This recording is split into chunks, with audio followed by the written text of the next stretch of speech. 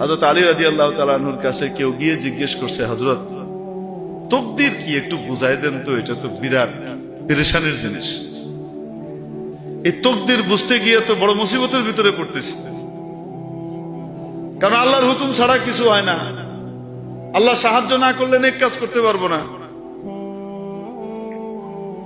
তো আবার গুনার কাম করার কারণে আমি কেন জাহান্নামে যাব?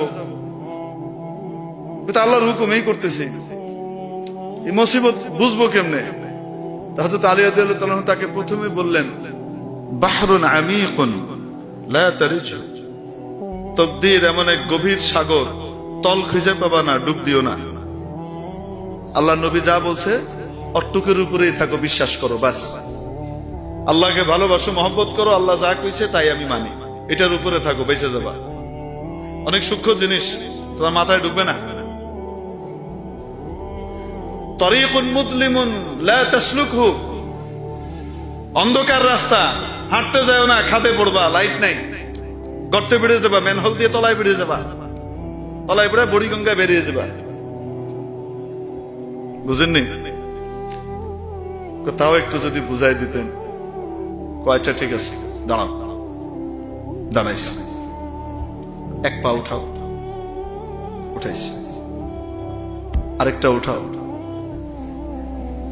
কেমনে উঠাও? উঠাও না, ওইটা উঠানোর তো ক্ষমতা নেই। কেন? করলো তো পড়ে যাবো।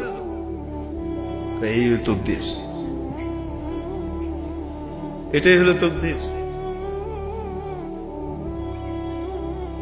আল্লাহ তাবারাক ওয়া তাআলা বান্দিকে জান্নাতের রাস্তা জাহান্নামের রাস্তা পরিষ্কার করে দেখিয়ে দিয়েছেন, সাফ দেখিয়ে দিয়েছেন, ক্ষমতা দিয়ে দিয়েছেন, এখতিয়ার আর নির্বাচনের ক্ষমতা দিয়ে দিয়েছেন। তুমি যেটা ইচ্ছা নির্বাচন করতে পারো, তোমাকে এখতিয়ার দিয়ে দিলাম, তবে তুমি কি করবা এটা আমার জানা আছে, আমি তোমাকে বাধ্য করছি না। এখতিয়ার দিয়ে দিয়েছেন, ক্ষমতা দিয়েছেন, কিন্তু আবার মাঝে মাঝে নিজের কেন্দ্রীয় ক্ষমতাও প্রয়োগ করেন।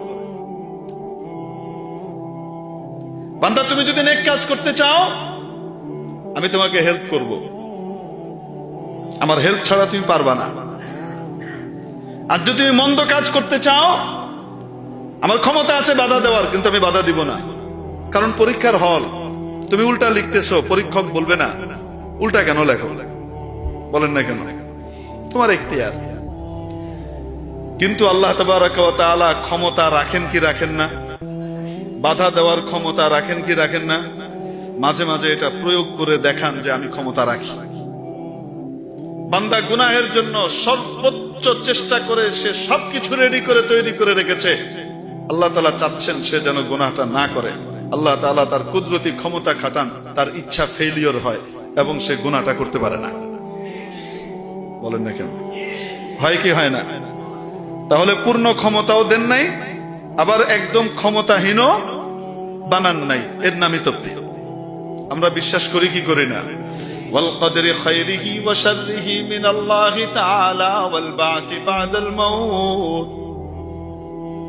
ঈমান আনলাম আমি তাকদীরের উপরে, ভাগ্যের উপরে, ভাগ্যের ভালো মন্দ কার পক্ষ থেকে হয়, আমি ওনার ক্ষমতার কাছে আত্মসমর্পণকারী হিসেবে নিজের স্বীকৃতি দিলাম। মাওলা, আমি আপনার মহা ক্ষমতার কাছে সমর্পণ করলাম। মাওলা, আপনি দয়া করে আমাকে জান্নাতের পথের পথিক বানান, জাহান্নামের পথ থেকে বাঁচিয়ে দেন।